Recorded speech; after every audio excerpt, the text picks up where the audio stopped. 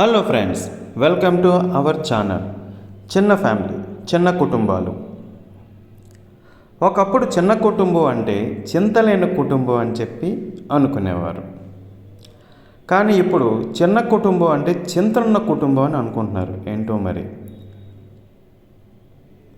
ఎందుకంటే భార్యాభర్తల మధ్య వచ్చే చిన్న చిన్న సమస్యలు, చిన్న చిన్న భావోద్వేగాలు ఉమ్మడి కుటుంబంలో మన చిన్నమ్మ, పెద్దమ్మ, మేనత్త, తాతయ్య, నానమ్మ, అమ్మమ్మ సర్ది చెప్పేవారు. కాబట్టి అవన్నీ త్వరగా సాల్వ్ అయ్యేవి.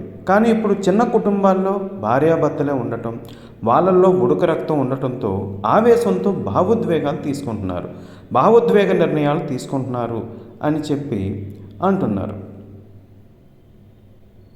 చిన్న కుటుంబాలు అనేది ప్రస్తుత ట్రెండ్. ఎందుకంటే జాబ్ రీత్యా పేరెంట్స్ ఒక ఊరిలో ఉంటున్నారు, వీరు ఒక ఊరిలో ఉంటున్నారు, భార్యాభర్తలు ఇద్దరు జాబులే.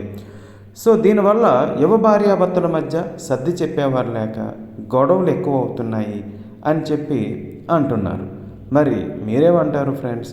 మా వీడియోస్ అన్నీ నచ్చితే వీడియోస్ని లైక్ చేయండి, షేర్ చేయండి, కామెంట్ చేయండి, ఛానల్ని సబ్స్క్రైబ్ చేసుకోండి.